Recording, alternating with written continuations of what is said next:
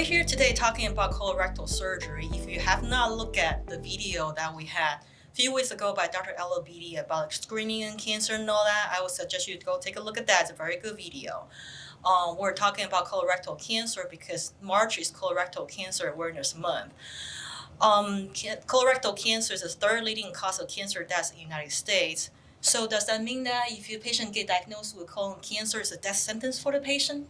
No, it doesn't. So colon cancer is increasingly treatable with colon cancer screening programs like we have in the U.S. It's much more frequent to catch colon cancer early. That means that there are, today probably 1.5 million colon cancer survivors alive in the U.S. So it's very treatable as long as we catch it at an early enough stage. So I guess we're doing some good job in getting people screened and actually early diagnosis. So what would you say is a typical patient with colorectal cancer that comes to our office? What has to be done before they actually get to surgery? Yeah, so usually what happens is somebody has something that's been found on a colonoscopy. Sometimes someone will do a Cologuard test, which comes back positive, and then requires a follow-up colonoscopy. But once a colon cancer has been diagnosed, the first step is actually finding out a stage of the cancer. That usually requires doing some lab work. It usually requires doing some CT scans, sometimes even something called a PET scan to determine how extensive is the cancer. That's usually the first step. Once we've done testing and determined that the cancer can actually be removed, then the next step is setting the patient up for surgery. Okay. Well, during the colonoscopy, your GI doctor or surgeon actually will mark your tumor from inside. So when we go into surgery, we can see exactly where it is. And also, Dr. Jernigan talked about the staging system. If you're interested, you go to American Cancer Society to look at the whole staging information. That really helps us because certain cancer at a certain stage actually require some therapy, even chemotherapy, even radiation therapy before the surgery. We'll call that neoadjuvant therapy. We have more than one group of medical cancer doctor, radiation cancer doctor that we work closely. So the patient needs surgery, actually chemotherapy or radiation before surgery, we will send them to that way to get their treatment first before we get to the surgery. Now, so patient's ready for surgery. So what should the patient expect right after the surgery? Yeah, so colon cancer can be removed a number of different ways. Sometimes early rectal cancers can actually be removed either with a colonoscopy or other transanal approaches that don't require any incisions. No cut.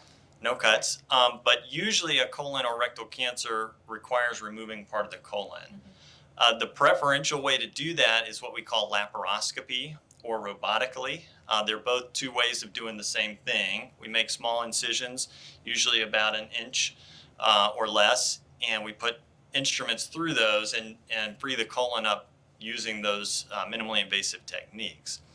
It always requires at least a big enough incision to remove the part of the colon and the tumor, but these days we're able to do a lot of colon surgery laparoscopically. What that means is, versus the traditional open incision where you have a big incision across your entire I have to abdomen. say, when I was in training a long time ago before you, we used to do, I would say 80% of the cases for colorectal cancer will make an incision from here to here, this big. And now if you do a laparoscopic or minimally invasive surgery, your incision, biggest incision is about this to this big. So that's that to this. Yeah, and what that means for the patient is traditional colon surgery via an open approach with a big incision. Most people are in the hospital at least about a week, That's right. plus about a month to two of recovery after you go home from the hospital.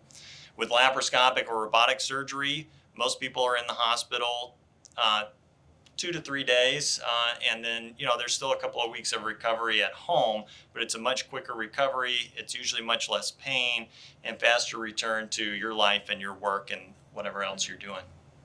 Well, if you don't already know, the RMC health system actually has an updated robot right now. Most of the surgeons in the health system, in RMC, are capable of doing laparoscopic colon surgery, and a few certified surgeons actually can do robotic surgery. So we actually have everything here you need if you have colorectal cancer.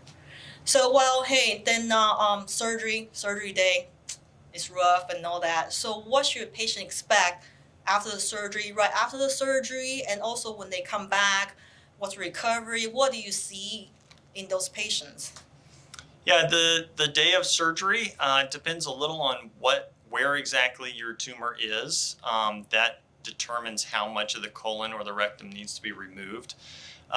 For colon or rectal cancer, we always do a formal cancer operation. That means we have to take the tumor itself. We have to take a segment of colon or rectum on either side of the tumor to make sure we get the whole cancer.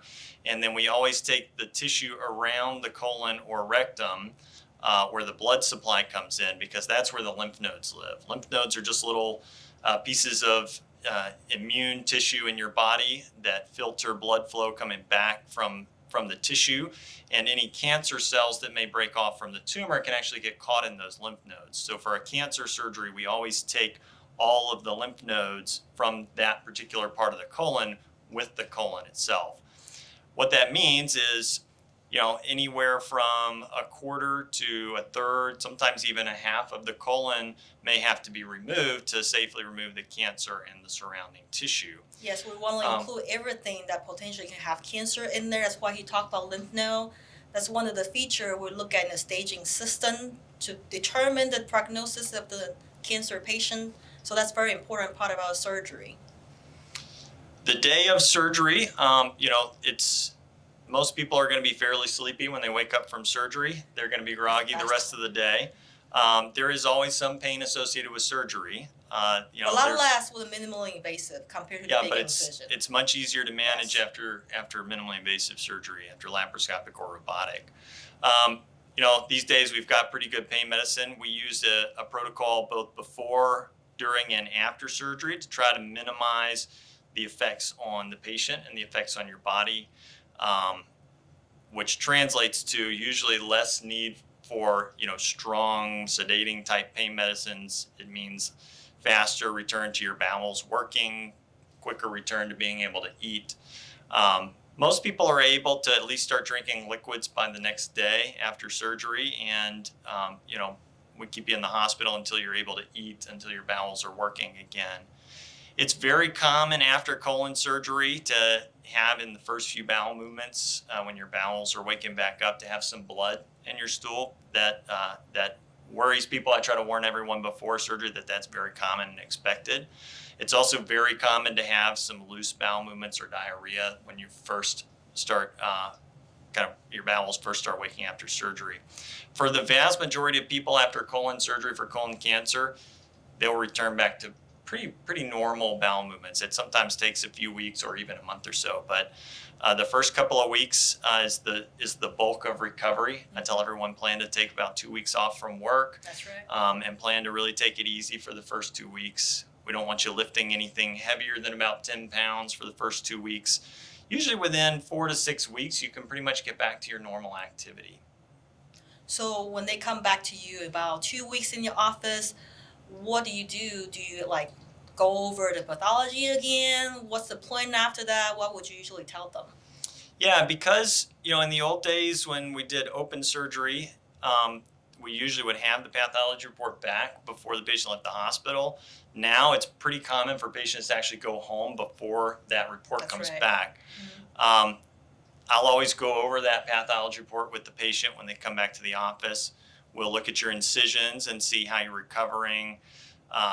We'll talk about how well you're eating. We'll talk about how your bowels are working, and just generally see how you're recovering from surgery. At that point, depending on what the pathology shows, some people don't need any more treatment, at which point we set you up for what we call surveillance. That usually involves a new colonoscopy in about a year, and sometimes some CT scans as well. Sometimes if we find that there is cancer in the lymph nodes, or that this is a more advanced stage of cancer, you may actually need chemotherapy or radiation therapy after the surgery. At that point, we'll refer you to one of the oncologists if you haven't seen one yet. Sometimes you'll need what's called a Metaport placement, which is a special type of IV with a port under the skin that you can receive chemotherapy through. And typically, if you do need chemotherapy or radiation therapy, we want to see that you've completely healed from surgery. So that's usually not going to start for several weeks after surgery. That's right. Well, what would you say is that what people can do the best to prevent colorectal cancer? So colorectal cancer there are a lot of risk factors that go into that. Probably the most important one is your family history. If there's anyone in your family, especially direct relatives like parents, children, or siblings who have colon or rectal cancer, that's a risk factor that you can't really control. One of the things that goes into it is diet. We know that a diet high in red meat, diet low in fiber, increases your risk for colon cancer, whereas high fiber, lower fat and cholesterol, high in fruits and vegetables is going to decrease your risk for colon cancer. But there are a lot of risk factors for colon cancer that can't really be controlled. The most important thing, like Dr. Elabidi spoke about in his video before, is getting screened. That's right. That's the most important thing. I agree with that. So what kind of screening modalities are out there for screening? The most common is going to be colonoscopy. The current recommendations by the U.S. Prevention Task Force is for people without a family history and with average risk of colon cancer and no symptoms is that you start screening with a colonoscopy at age 45.